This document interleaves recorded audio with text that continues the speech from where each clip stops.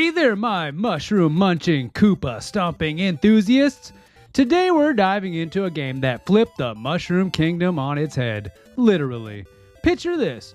A world where throwing vegetables is your best defense and where the villain isn't the usual giant turtle dragon. That's right, we're peeling back the layers of the quirky, the peculiar, the downright bizarre Super Mario Bros. 2. Ever wonder why our favorite plumber was subtly plucking turnips instead of smashing bricks? Or why that game feels like a dream you'd had after binge eating pizza right before bed? Well, buckle up, because we're about to explore some truly wild stuff that even the most hardcore fans might not know. Dropping to donut plates, 10 clicks northeast. Hoorah! Guys.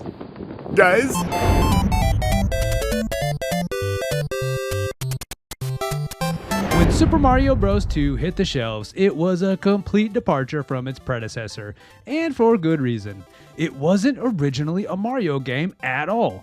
Born out of necessity and creative reimagining, this title's journey to the West is as unconventional as its gameplay. Here's the scoop. After the massive success of the original Super Mario Bros., Nintendo of America was hungry for a sequel. However, when they got a peek at Japan's actual Super Mario Bros. 2, later known as The Lost Levels, they hit the brakes. Why? It was brutally difficult. Basically, the original game was on a nightmare difficulty setting, and they feared it might be too tough for the Western audience. Enter Doki Doki Panic, a game featuring a family of characters trying to rescue their kids from a book. Developed by Fuji Television's Media Expo, it had all the makings of a hit game. Innovative mechanics, colorful levels, and quirky characters, but it lacked the star power of a certain mustachioed plumber. Seeing an opportunity, Nintendo's top brass, led by the legendary Shigeru Miyamoto, who had also supervised Doki Doki Panic's development, decided to give the game a Mario makeover. They swapped out the original characters for Mario, Luigi, Princess Peach, and Toad. Each character came with unique abilities, a fresh concept introduced to the Mario series in this game. Remember what the father said. Sometimes you need to take a leap of faith. The decision wasn't just a random choice. Miyamoto and his team were responding to the Western market's craving for something new yet familiar. By retrofitting Doki Doki Panic into a Mario game, they preserved the core of what made Mario appealing. Its fun and accessible gameplay, while introducing innovative mechanics like picking up and throwing objects at enemies, a stark contrast to the jump and smash approach of the original game. But just what was the story about in this departure from the classic Mario style? Well, in the whimsical world of Super Mario Bros. 2, players are tossed into a dreamland called Subcon, a place vastly different from the familiar Mushroom Kingdom. The story kicks off with Mario dreaming of a strange new world, and waking up to find out that his dream was, in fact, a call to action to save this fantasy realm from the tyrannical frog named Wart. Now let's introduce our cast.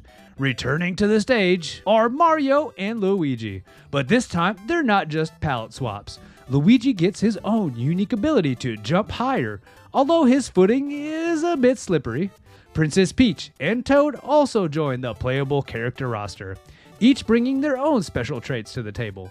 Peach can float over obstacles with grace, making her a favorite for navigating tricky platforms, while Toad offers sheer speed and strength, able to pick up items faster than his companions. The inclusion of these abilities added a layer of strategy to the game that hadn't been seen in Mario titles before. Players could choose a character that suited their playstyle or the demands of a particular level. This character variety not only spiced up gameplay, but also provided a fresh way to engage with the world of Mario. The adversaries in Super Mario 2 also reflected its unique flavor. Instead of the usual Koopa Troopas and Goombas, players faced off against Shy Guys, Sniffits, and the memorable Birdo, who splits eggs from its mouth as both defensive mechanism and an attack. These enemies, originally part of Doki Doki Panic, have since become staples in the broader Mario franchise, appearing in everything from racing games to RPGs. This divergence from the established Mario formula to something more fantastical, with a dreamlike narrative and vast cast, was a bold move by Nintendo. It showed their willingness to evolve and adapt the franchise, keeping the gameplay fresh and exciting for players. And speaking of flexible, let's switch gears to Super Mario Bros. 2 gameplay mechanics. This title really threw players for a loop, or should I say, tossed them a radish. Unlike its predecessor, where you'd bonk blocks and bop baddies on the head, this game introduced a radical, get it? Radish, new way to deal with enemies by plucking various objects and foes straight from the ground to hurl at others. Here's where it gets really interesting. The game's core mechanic revolves around picking up and throwing, everything from vegetables to enemies themselves. This wasn't just a quirky feature, it fundamentally changed how players approached the game. Strategy took center stage, as you needed to think about what you were picking up and where and when to throw it.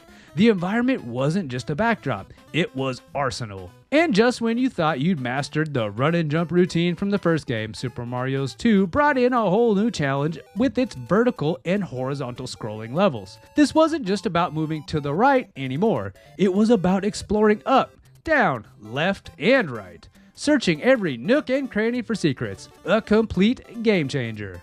Now, if you're finding all these twists and turns as unexpected as finding an extra mushroom in your game cartridge, why not hit that like button and give us a subscribe? It's easier than dodging a red shell on the final lap. And hey, it's free. I better go rescue her with jumping. Yahoo! Yeah, I wasn't gonna say anything, but I kinda have to do that too. Additionally, this game introduced the concept of subspace, mysterious alternate dimensions accessed through potion doorways that flipped the play area into a shadowy realm where players could collect coins and mushrooms. These areas were crucial not just for extra lives, but for strategizing how to maximize your gains in each level. But despite its unconventional route to becoming a Mario game, this sequel went on to sell over 10 million copies worldwide, making it one of the best-selling games on the Nintendo Entertainment System. This was a clear indicator that the risks taken in its development paid off, resonating strongly with a diverse audience of gamers. The game's appeal wasn't confined to sales figures alone. Super Mario Bros. 2 significantly shaped the character dynamics within the Mario universe. For the first time, Princess Peach and Toad were more than just supporting characters. They were central to the action. This not only diversified the gameplay, but also set a precedent for future titles where multiple characters from the franchise could have their own unique abilities, enriching the game's experience and broadening the player choice. This game also introduced several elements that have become iconic in the Mario series. Characters like Shy Guys, Birdo, and Bomb-Bombs made their debut in this game and have since appeared in countless Mario spin-offs and sequels, from racing and sports games to full-fledged RPGs. The influence of these characters has extended beyond video games into cartoons, merchandise, and even theme park attractions, embedding them deeply into the fabric of pop culture. And there you have it, a journey through the twisted vines and mysterious doors of Super Mario Bros. 2. From a dreamlike kingdom where the vegetables are more dangerous than fireballs to characters that have hopped beyond their 8-bit beginnings into the broader Mario universe. This game proves that sometimes the oddballs, the anomalies, and what on earth were they thinking? Moments in gaming can lead to some of the most memorable adventures. So next time you're tossing turnips at your problems, remember, it might just be the quirky solution you need. And if you enjoyed exploring the history of Super Mario Bros. 2, click this video here to see more from the Retro Reload. And as always, thank you for watching.